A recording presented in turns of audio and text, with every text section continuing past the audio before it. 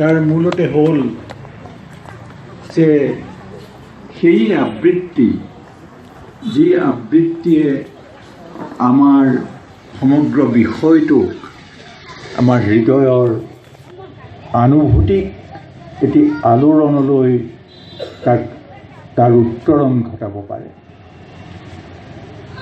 আৰু তাৰ বাবে এটা দীঘলীয়া প্ৰয়াসৰ প্ৰয়োজন।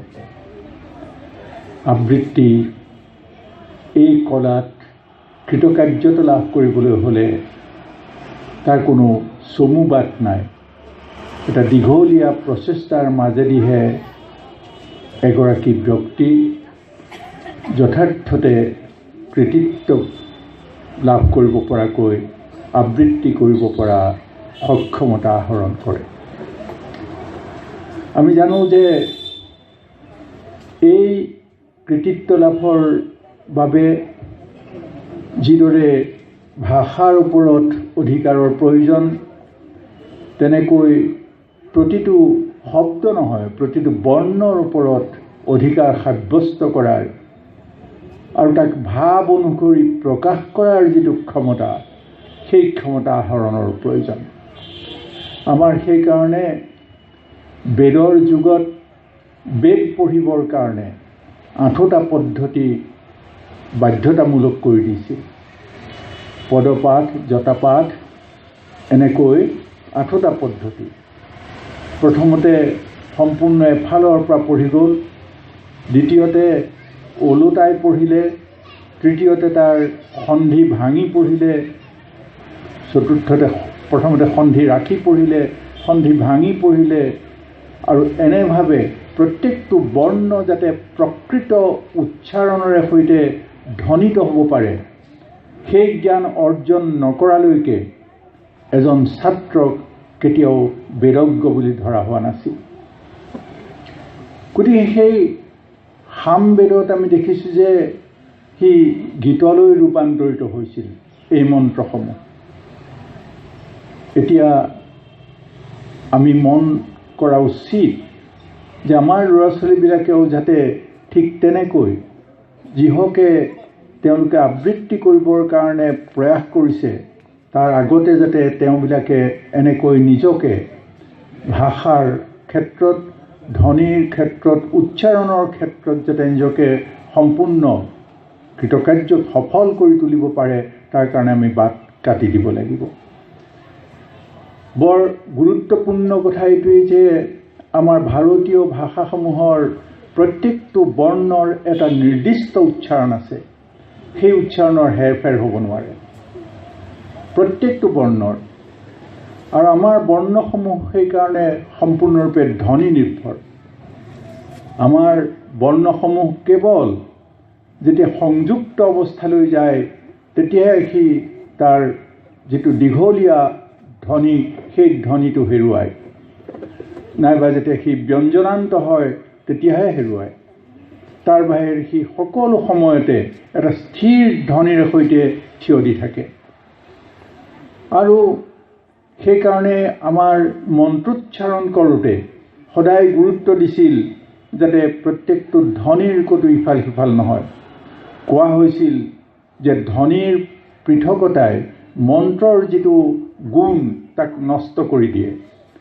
অৰ্থাৎ যিটো বক্তব্য, তাৰ মাজত যিটো ভাৱ, যিটো অনুভূতি প্ৰকাশিত হ'ব লাগে, সেই ভাৱ আৰু অনুভূতিয়ে সঠিক ৰূপত সি প্ৰকাশ লাভ কৰিব নোৱাৰে। আৰু মন কৰিবলগীয়া কথা এইয়ে যে প্ৰত্যেকটো ধ্বনিতে এটা ছন্দ আছে। পৃথিৱীত এনেকুৱা কোনো বিষয় নাই য'ত ছন্দ নাই। আনকি আমি যেতিয়া কথা কওঁ, সেই কথাও আমি এটা স্কেলত কৈ থাকিব নোৱাৰোঁ। আমি আমাৰ কথাৰ মাজত আমি দেখিছোঁ যে আমি এটা ছন্দ প্ৰয়োগ কৰোঁ। কেৱল কথাই নে, আমি যে ইয়াত বহি আছোঁ আটাইখিনি গোট খাই, এই গোটেই চিত্ৰপটটোতো এটা ছন্দ আছে। এই ছন্দটোত কেনেভাৱে আয়োজন কৰিছে তাক আমি দেখিছোঁ। যদি ইয়াক খেলি মেলি কৰি দিয়ে চকীবোৰ, তেতিয়াহ'লে ইয়াৰ ছন্দ ভংগ হ'ব। গতিকে নিৰ্দিষ্ট লক্ষ্যৰে যেতিয়া আমি কিবা এটা কৰিব খোজোঁ, ক'ব খোজোঁ, তেতিয়া তাত স্বাভাৱিকতে তাতে এটা কম্পজিশ্যন আহি পৰে আৰু সেই কম্পজিশ্যনটোৱে এটা ছন্দৰ স্বাভাৱিক ছন্দ তৈয়াৰ কৰে। যদি আমি এনেকুৱা এটা বস্তু দেখুৱাব খোজোঁ যে তাত এই চকীখিনি কোনোবাই আহি বাহিৰৰ পৰা মানুহে আহি ভাঙি দিলে, আমি সেই ছবিটো দেখুৱাব খোজোঁ, তেতিয়া সেই ভাঙি দিয়াটোৱেই তাৰ ছন্দ। গতিকে এনেভাৱে আমি এনেকুৱা কোনো কাম কৰিব নোৱাৰোঁ, এনেকুৱা কোনো কথা ক'ব নোৱাৰোঁ য'ত ছন্দ নাই। সেইকাৰণে ছবিটো ছন্দ আছে, গীতটো ছন্দ আছে, কবিতাটো ছন্দ আছে, কথাটো ছন্দ আছে, আৰু প্ৰত্যেকটো বৰ্ণৰ নিজৰ এটা কম্পন আছে। আমি জানো যে ছন্দ হ'ল গতিৰ এটা জোখ।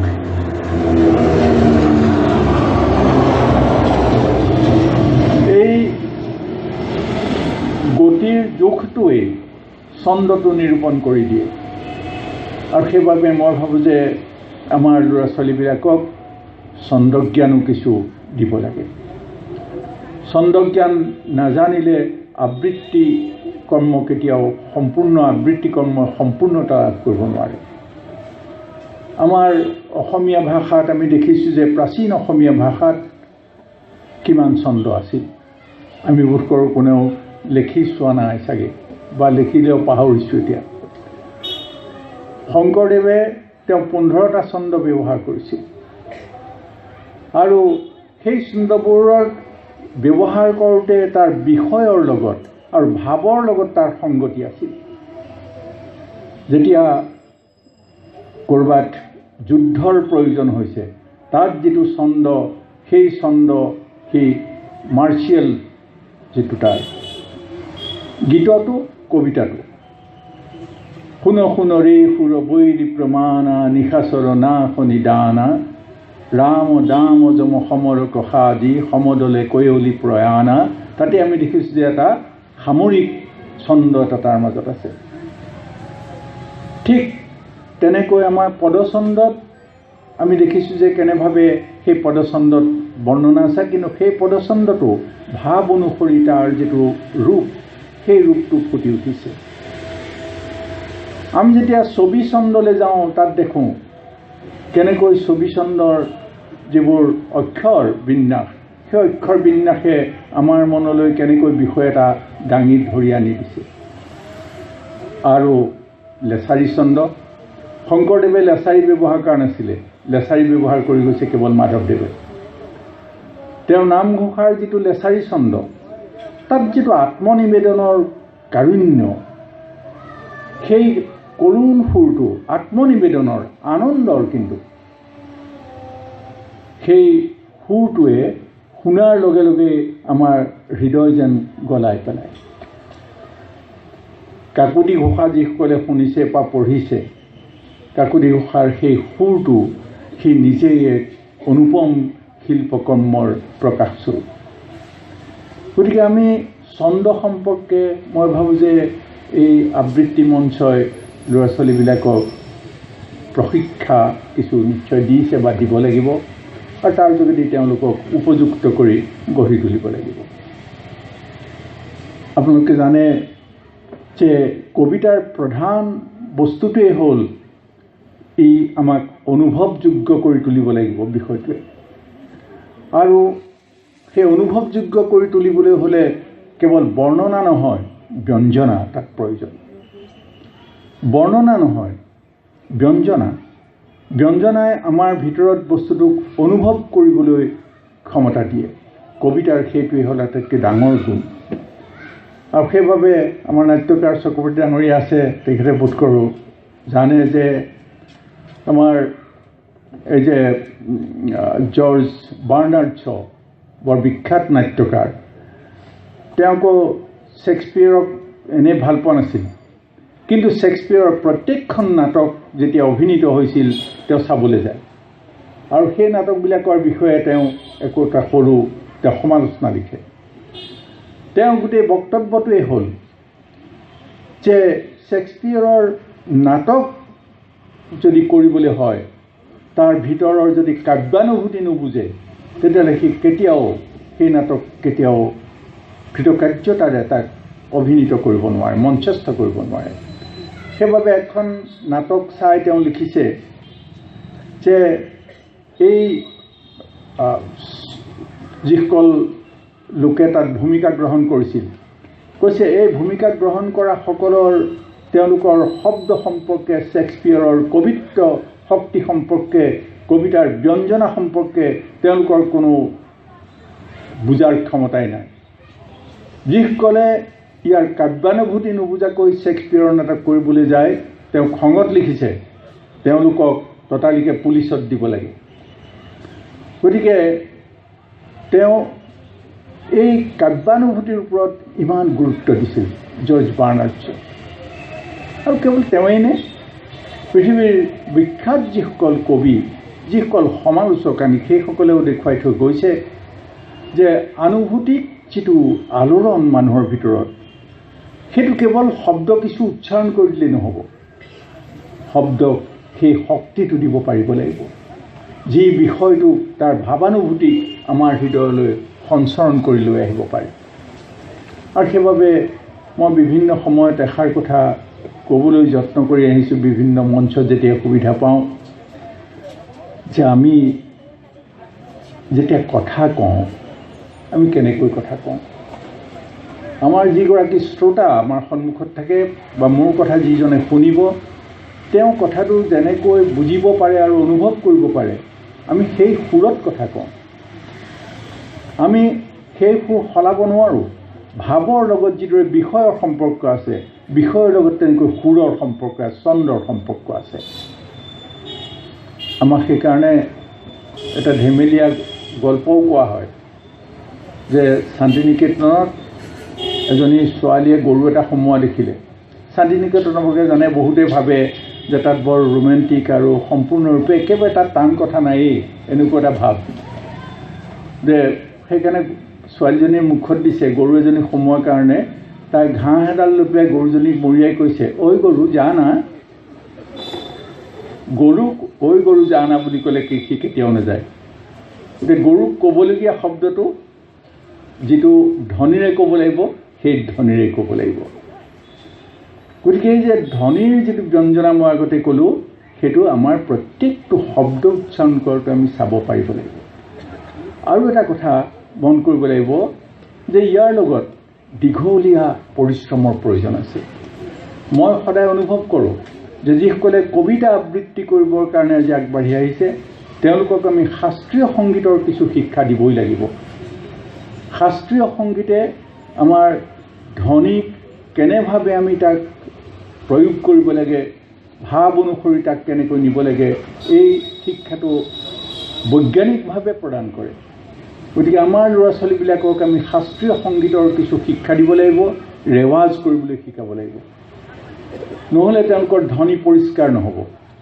আৰু নহ'লে তেওঁলোকে ধ্বনিত যিটো কম্পন দিব লাগে সেই কম্পনো সম্পূৰ্ণৰূপে প্ৰস্তুত হৈ নুঠিব আমি বহু সময়ত দেখোঁ যে আবৃত্তি কৰিবলৈ আহিলে আমি এই চকুৱে নাকে মুখে আমাৰ হাতে পাতে ইত্যাদি লৰাই পেলাই আমি কেতিয়াবা ডাঙৰকৈ কেতিয়াবা সৰুকৈ হয়তো কিবা শব্দ উচ্চাৰণ কৰিছোঁ সেইটো আবৃত্তি পদ্ধতি হ'ব নোৱাৰে আবৃত্তি সম্পূৰ্ণৰূপে ভইচ মডুলেশ্যনৰ ওপৰত নিৰ্ভৰ কৰে মুখখনৰ কোনো বিকাৰ নোহোৱাকৈ শব্দই সুৰে ধ্বনিয়ে তাক প্ৰকাশ কৰিব পাৰিব লাগিব যিটো শাস্ত্ৰীয় সংগীতৰ সংগীতকাৰসকলে যিটো কৰে শাস্ত্ৰীয় সংগীতৰ সংগীতকাৰে যেতিয়া আমি দেখিছোঁ শুনিছোঁ সকলোৱে বোধ কৰোঁ তেওঁলোকৰ কেতিয়াও উত্তেজিত নহয় তেওঁলোকো কেতিয়াও মুখৰ ৰংগী ভংগী কৰি নকৰে কেতিয়াবা ভাৱানুভূতিত হয়তো হাতটো ওপৰলৈ গৈছে কিন্তু তেওঁলোকৰ ভইচৰ বা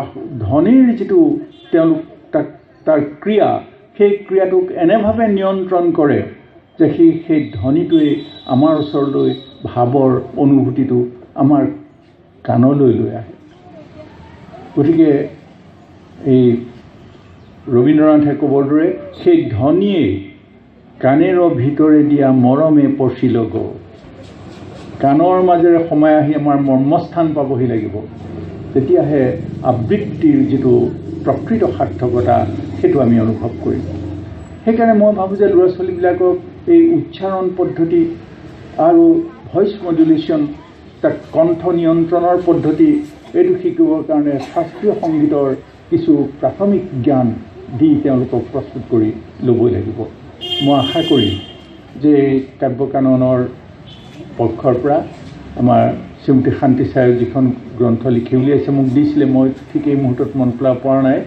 যদি কেনেবাকৈ সেই অধ্যায়টো তাত সংযোজিত হোৱা নাছিল, বোধকৰ সংযোগ কৰিব লাগিব।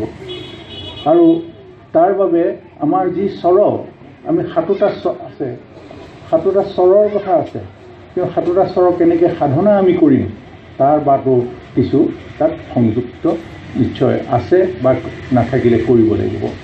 মই আশা কৰিছোঁ যে এনেভাৱে এই মঞ্চটোৱে যথাৰ্থ কবিতা আবৃত্তি কৰাৰ যিটো মঞ্চ পৰিৱেশ গঢ়ি তুলিছে, এই পৰিৱেশ আৰু বেছি উন্নতৰ পৰা উন্নততৰ হওক আৰু ই আমাৰ মাজত এটা বিজ্ঞানসন্মত পদ্ধতিৰে আগুৱাই যাবলৈ আমাক সমৰ্থ কৰক। আপোনাসকলক মই বেছি সময় লোৱা উচিত নহ'ব, কিন্তু এষাৰ কথা মই কৈ থওঁ।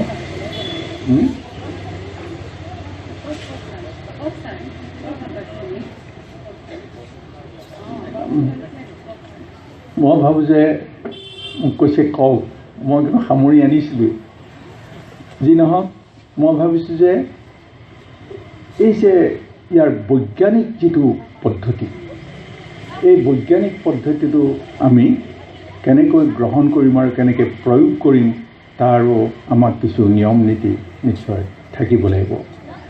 কৈছে যে আবৃত্তি সৰ্বশাস্ত্ৰানাং বোধাদপি কৰি আছে। মই আকৌ সেই প্ৰথমৰ শ্লোকটোলৈ আহিলোঁ। সৰ্বশাস্ত্ৰানাং, মনত ৰাখিব লাগিব যে শাস্ত্ৰ মানে ধৰ্মগ্ৰন্থ নহয়, শাস্ত্ৰ মানে ব্যাকৰণ। সেইখিনিকহে শাস্ত্ৰ বুলি কয় যিখিনিত নিয়মবোৰ লিখা থাকে, ব্যাকৰণৰ নিয়মবোৰ লিখা থাকে। গতিকে প্ৰত্যেকটো বিষয়ৰে ব্যাকৰণ আছে, প্ৰত্যেকটো বিষয়ৰে। আমি খোজকাঢ়ি যাওঁতেও ব্যাকৰণ মানো, আমাৰ শৰীৰে সেইটো মানি গৈ থাকে। আমি এটা খোজ এহাতত, এটা খোজ 1.5 হাতত দি কেতিয়াও খোজকাঢ়িব নোৱাৰোঁ। গতিকে আমাৰ যিটো স্বাভাৱিক আমাৰ ক্ৰিয়া প্ৰক্ৰিয়া, সিও এটা বিজ্ঞানসন্মতভাৱেই গৈ থাকে। আমাৰ শৰীৰবোৰ তেনেকৈয়ে নিৰ্মিত হৈছে, সেই সৃষ্টি হৈছে। গতিকে শব্দৰ ক্ষেত্ৰত, ভাষাৰ ক্ষেত্ৰতো সেই কথা অত্যন্ত গুৰুত্বপূৰ্ণ। আৰু মই ভাবোঁ যে সেইকাৰণে ব্যাকৰণ আমাক লাগিবই। ব্যাকৰণ মানি আমাৰ ল'ৰা ছোৱালীবিলাকে শিকিব লাগিব, কষ্ট কৰিব লাগিব। বোলে মই এইটো এইবাৰ কবিতা আবৃত্তি কৰিলোঁ, প্ৰাইজো পালোঁ, হৈ গ'ল, এই বুলি ভাবিলে নহ'ব। প্ৰাইজটো সেইটোহে যেতিয়া কোনো এটা কবিতাই শ্ৰোতাসকলৰ সেই কাণেৰৰ ভিতৰে দিয়া মৰমে পচি ল'ব, কাণৰ ভিতৰে গৈ আমাৰ মৰ্মস্থল যেতিয়ালৈকে সেই স্পৰ্শ কৰিব নোৱাৰে, তেতিয়ালৈকে তাত সাৰ্থকতা নাই। আৰু তেতিয়ালৈকে তাক আমি যোগ্যতা লাভ কৰিছে বুলি আমি ক'ব নোৱাৰোঁ। সেইটো বৰ কষ্টকৰ পথ, আমি সেই ঠাইলৈ যাব পাৰিব লাগিব। মই সেইকাৰণে কৈছোঁ যে কণ্ঠৰ সাধনা কৰিব লাগিব, শব্দৰ সাধনা কৰিব লাগিব, আৰু আমি ছন্দৰ সাধনাও কৰিব লাগিব। তেতিয়াহে আমি স্বাভাৱিকভাৱে কোনো এটা বিষয় প্ৰত্যেকৰে হৃদয়লৈ তাক আমি সুমুৱাই লৈ যাব পাৰিম। মই আশা কৰিছোঁ যে আমাৰ শান্তি ছাৰহঁতে যিটো গঢ়ি তুলিছে, এই অনুষ্ঠানটো এজোপা বটবৃক্ষত পৰিণত হওক, এজোপা ডাঙৰ গছ হওক। আৰু মই আশাও কৰিছোঁ যে এই বটবৃক্ষ বুলি ক'লে তাৰ গুটিটো খাব নোৱাৰা বস্তু, কিন্তু খাব পৰা ৰসাল ফল দিয়া বৃক্ষলৈ ৰূপান্তৰিত হওক। এইখিনি কথাৰে মই আজি এই অনুষ্ঠান মুকলি হ'ল বুলি ঘোষণা কৰিলোঁ। ধন্যবাদ।